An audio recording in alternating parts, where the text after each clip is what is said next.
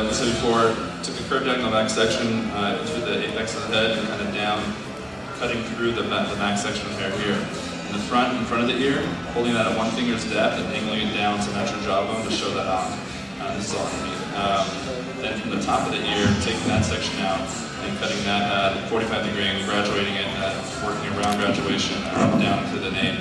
Then splitting those off, pivoting the diagonal back sections to maintain that buildup of weight so that it builds up a nice weight down here, as opposed to like a graduated bob, which would do the complete opposite and go the other way. So this is kind of just taking that idea and making it backwards.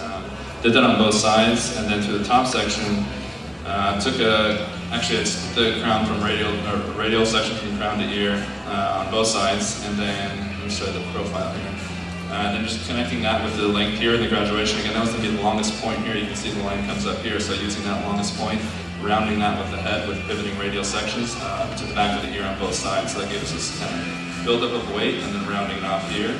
Then using that section there as a guide and cutting short to long with the crown, matching the existing bang length. So they're kind of cutting here at a concave level. Diagonal backs, over directing to the middle to maintain some length here. Then going through, taking diagonal forward sections and cutting off that corner because it was a little bit too long. At the end I finished up, I don't know if you guys saw me, I was doing a little bit of a freehand twist cutting, and kind of just going through and breaking up where it seemed to be a little bit too weighty, and then just blowing your hair with a real natural texture, which worked out really great. Awesome. Finish up with a quick little presentation of some pre-done models. So excuse the team for a second. Models are going to do their thing. Thank you. Oh, and also too, Carrie, she has a copper share. She will be selling DVDs outside after we do our show right now. Thank you guys very much.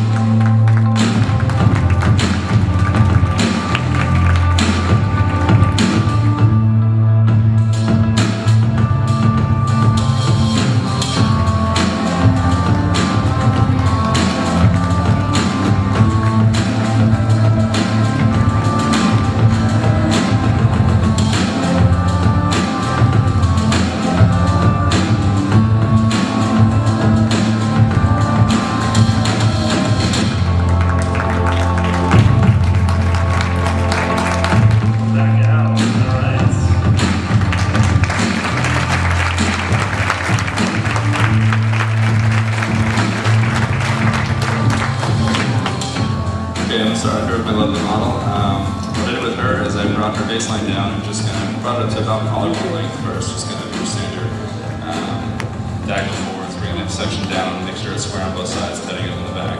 As point cutting. What I did after that was I took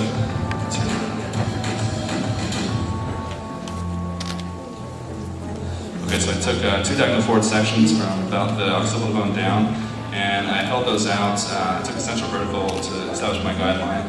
Held those out at concave fashion where I'm cutting short to long, shorter than the perimeter and longer on the exterior. And I cut those pretty short, can't really see it right now, but shorter in here so that way it gets a little bit of an undercut. So I worked that diagonal forwards all the way back, bring those out, putting it, and then took a radial section from ear to ear, brought this out and let it hang over a little bit, so it's a little tiny bit of a disconnection, and working that round. And then same thing, just taking pivoting radial sections from the crown all the way out, holding those up round to the head shape. With the fringe, what I did was comb that forward, and you can see in here I did a C-curve section in the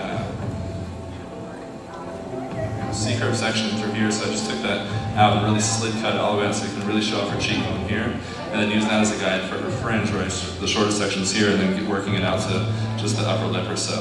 Did that on both sides, so you get a real strong angle here where it kind of really open up her cheekbones. The nice thing about this is when she can wear it either way, since it's longest in the middle, so she can kind of brush to the side this way and have a side sweep that way, or if she wants to go the other way, she can do that as well. When you do this too, you can kind of see the other side. You can see through here that it kind of builds up and kind of has a nice strong line there, and then drops out here as well. Lovely, Mark. All right, I was really excited. Remember I told you I wanted to carve out or like a guy around the ear? Well, she came in and she had one dreadlock right here in the back. So that pretty much gave me creative freedom to do whatever I wanted to. So what I went through is I went through here and I did diagonal back sections, finger tapering, taking the light convex as I wanted to build up a very, very strong weight line. And as this goes down, it tapers in. I wanted to make it kind of like a beret that you would see, but a tilted beret. So it comes down, the weight line takes down to the corner. And then I also did, one of my favorite things too, is also taking this really hard line by the cheekbone and exposing half the ear. And I came through and I kind of gave her a diagonal fringe. Just goes right above the eye. And that is it, just very light texturizing. Okay, since our inspiration was different types of chairs and different types of furniture, I thought what would be more, monolithic than a beanbag chair. So that is my inspiration for the beanbag chair. And I wanted to, after I crimped it and teased and started to put it up, I wanted to see, some of the seams, because you always see a beanbag chair that's got the seams in it, which are always the most uncomfortable part to sit in. So I wanted to have some seams in it, so I kind of made those predominant as I could in and amongst this much fuzzy texture. And also the thing about the beanbag chairs, there's always one part, like a big hole where somebody sat in it. So I kind of made a little hole right there for somebody to sit in. If I had had a little G.I. Joe doll, I would have sat in there right there. For Star Wars. Hey, come on now, don't be ratting me out. Thank you. All right. Well, this is Sydney, and Sydney came with pretty much a grown-out pixie cut. So what we decided to do is I started with a kind of a V-shaped horseshoe section that went from the recession across the parietal ridge and landed at the lower crown area. Same thing on the other side. Underneath, I just did some flat graduation or tapering, just diagonal back sections all the way through. And the diagonal back sections give you a nice buildup of weight right there in the center. Okay. Then what I did is when I was going through, right there, I skipped a section. I just left it completely uncut. And one of those on each side. These are little types of things I just love to create, like a skewed shape in the haircut. So then to the top, I just took vertical sections down the center and just cut around to the head shape, point cutting that. Then through the back, really just hammered out the hairline to create more definition here, which is going to, in turn, create a more dramatic effect of the short texture.